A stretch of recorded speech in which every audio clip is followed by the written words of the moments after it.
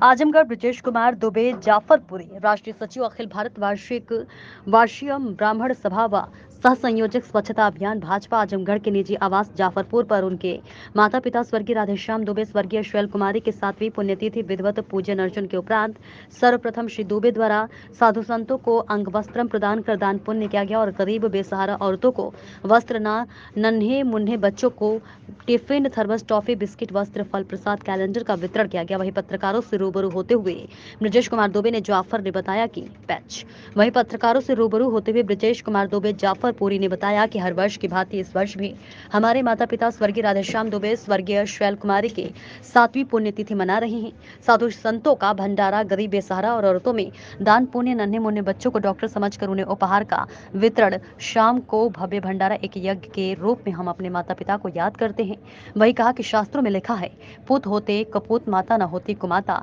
मैं अपने आप को भाग्यशाली समझता हूँ कि वे हमेशा अपने माता पिता को अपने दिल में रखता हूँ। मृत्यु के उपरांत भी उन्हें हमेशा याद करता रहता हूँ। हर वह सुपुत्र जो सुपुत्र है एक रास्ता दिखा रहा है। हर माता पिता इस संसार में कोई बड़ी देवी है वे माता है और कोई बड़ा देवता है तो वे पिता हैं। जीते जी अपने माता पिता की सेवा करके मृत्यु के उपरांत उनकी हर पुण्यतिथि पर उनको याद करके यथाशक्ति दान पुण्य करना चाहिए जिससे पुण्य आत्मा को शांति मिल सके, अपना जीवन धन्य होता है। इस मौके पर काफी संख्या में बच्चे साधु संत उपस्थित रहे।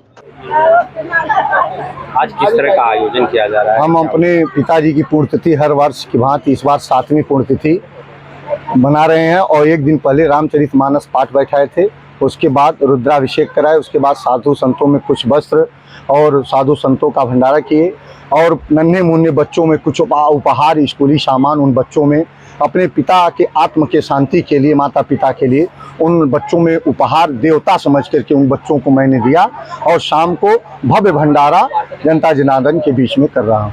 जीवित माँ पिता की सेवा आज के समाज में लोग नहीं कर पा रहे हैं और लाभ लगातार निरंतर कई वर्षों से इस तरह का, तो क्या विचार है मन में, किस तरह की प्रेरणा समाज को देना चाहते हैं? शास्त्र में लिखा है पुत्र कपूत भले हो लेकिन माता नहीं कुमाता।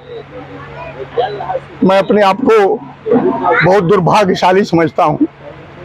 मैं अपने माता पिता को हृदय में रखता था और हृदय में हमेशा मर गए उसके बाद भी उनको हमेशा याद करता हूँ और आज 7वीं पुण्यतिथि उन्हीं को याद करने के लिए उन सभी सुपुत्रों से यह कामना करता हूँ हाथ जोड़ के कि इस संसार में अगर कोई सबसे बड़ा देवता है तो वह पिता है और वह सबसे बड़ी देवी कोई है वह माँ है। माता और पिता की अगर हम जीवन पर्यंत अपने पूजा पाठ और उनको याद करते रहेंगे तो इस संसार में कभी हमें निर्बल निर्धन और निर्धन नहीं बनना पड़ेगा। यह हम सीख आज 7 वर्षों से कर रहे हैं और सीख रहे हैं और सीखने की कामना उन सपूतों से कर रहे हैं।